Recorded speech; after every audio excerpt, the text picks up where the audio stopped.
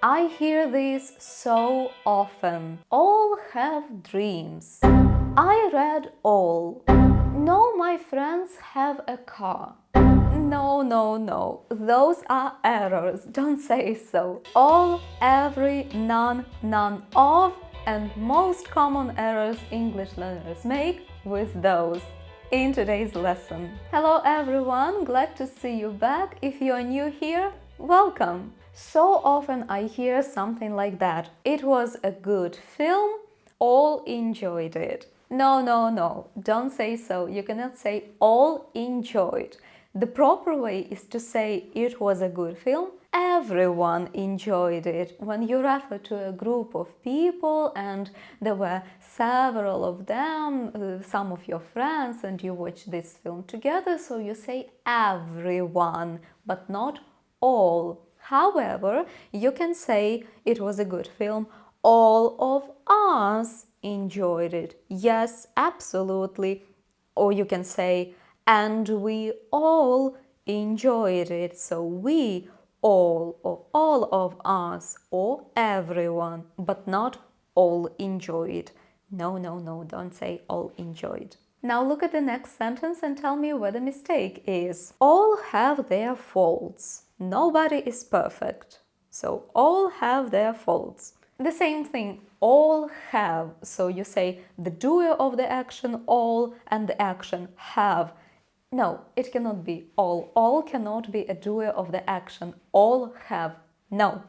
Everyone has their faults, right? So we change have into has because everyone, right? Saying everyone, we refer to the group of people, we refer to a lot of people, several people, but we say everyone. And of course we say has because everyone. However, you are still talking about a group of people, many people, but everyone has. However, you can say all who people.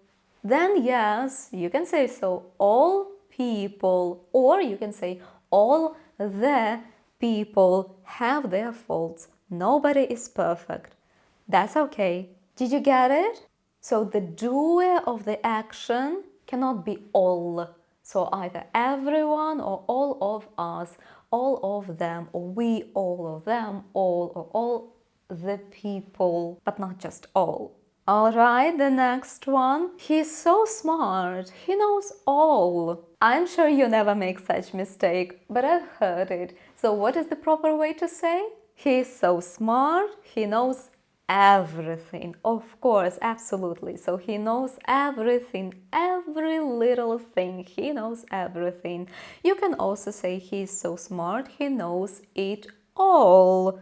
Then yes, he knows it all, meaning everything. Or you can say he's so smart, he knows all about and something, some particular subject. For example, he knows all about the recent discoveries and inventions, or he knows all about English, or he knows all about the English language, or he knows all about music, anything, but all about something. And how is it going? Is it okay? Let's have a little bit more practice, but before that, may I please ask you to spend a second of your time in order to give a like to this video so that this lesson can spread to more and more people. I will appreciate it. Thank you. Which of these two sentences is correct? All passengers must turn off their mobile phones, or every passenger must turn off their mobile phone. So all or every? All passengers or every passenger? Definitely both are correct. So of course you can say all passengers because it's not like all must turn off. We have a noun there, all passengers must turn off. But you can also say every passenger. So is there a difference between these two sentences? Very slight one. So if you say all passengers, it sounds a little bit more general and not so strict. Maybe it's just a rule. All passengers must, it is still obligatory. All passengers must, but every passenger must sounds a bit more strict and more serious. So there is an emphasis. every passenger. It's extremely critical and important because, you know, when we generalize all passengers, there will always be somebody who will think, okay, everyone will do it, but not me. But if you hear everyone, every passenger, then you understand, okay, me including. Okay, now some sentences with none. Look at this one. They always have many ideas.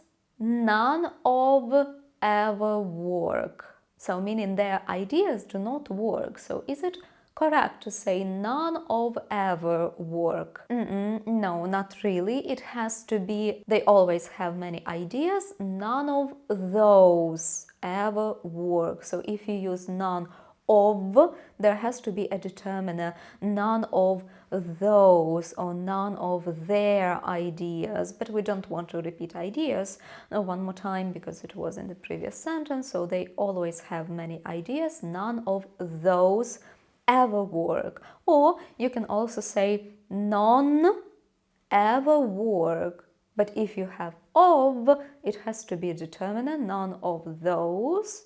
Or you can say none ever work. The next sentence, look at this one. None of my suitcases can fit the hand luggage sizes. I really need to buy a new, smaller one. Is the sentence correct? None of my suitcases?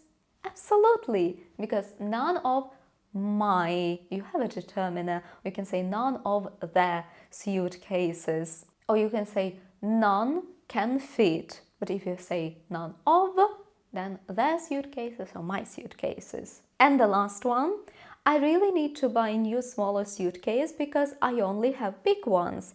None will fit the hand luggage sizes. Correct or not? Exactly as we said, correct. None will fit. So you say just none and then the verb. None will fit or none can fit or none fits the hand luggage sizes. But none of my suitcases or their suitcases. Did you get it? Good job, you. I'm proud of you. I hope it is clear now and you will never make a mistake with all and none again. But do you know why you cannot say I will call you as soon as I will get home, for example? Such a sentence. Did you hear the mistake? If not, make sure to watch my next video. Hope to see you there.